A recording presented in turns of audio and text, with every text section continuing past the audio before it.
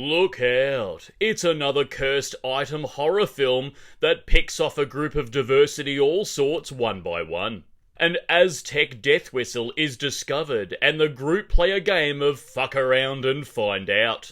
Get your cursed item horror movie cliche bingo card ready as the disposable teens draw closer to their final destination, where we discover how hard this movie blows in Whistle.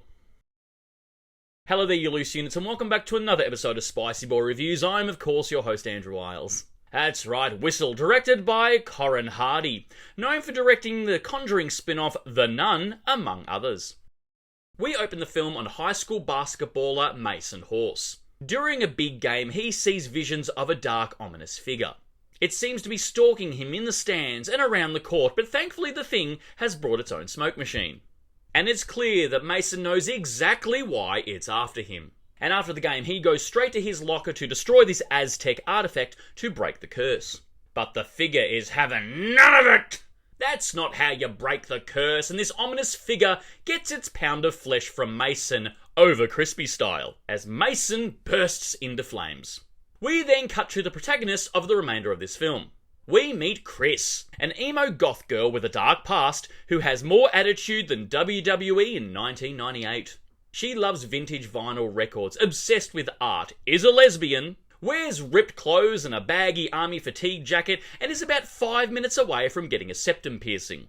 She has her first day at a new high school where she quickly meets a group of diversity all sorts and they all end up in detention together. And wouldn't you know it? Before this breakfast club can commence, Chris discovers a cursed Aztec item in her new locker, which happens to be an Aztec death whistle. Then this group of disposable teens decide to play with it, which of course can only go well. I think we all know where this is going, so get your cursed item horror movie bingo card ready, because it's going to fill in fast. We get 1 hour and 30 minutes of backbending, rickety crawling yoga zombies who like to crawl up and down walls, an investigation of the cursed said item by our protagonist, an elderly gloomy character who gives all the information dumping about the item in question along with all the history of it because they need to know, and everything being a jump scare bukkake party. However, we do along the way get a side plot of will they won't they lesbian relationship. Ha! Gay! And a bad guy looming in the background who is a white youth Christian pastor who is also a drug dealer and potentially a manslaughterer because of course there is. We do get some CGI blood gore galore that happens, so yay. And the film has a sense of irony as the filmmakers decided to cast an actor with Spanish heritage so the Aztec death whistle can get some revenge with its bloodlust. The film also feels very cold, having what feels like a foggy hue over everything. Until it doesn't, when out of nowhere the film goes to a Halloween festival where we get some colour arriving on screen. But that is short-lived as the film goes back to cold again because they realise that colour and vibrancy is for losers. But I hear you ask, where does this fit in the pyramid of cursed item horror movies? Is it high up with the gods like The Ring, Smile, or Talk to Me? Or is it at the base with all the peasants like Night Swim, Tarot, and Witchboard? I'm going to say it probably doesn't sit right at the base, but maybe up on the second step.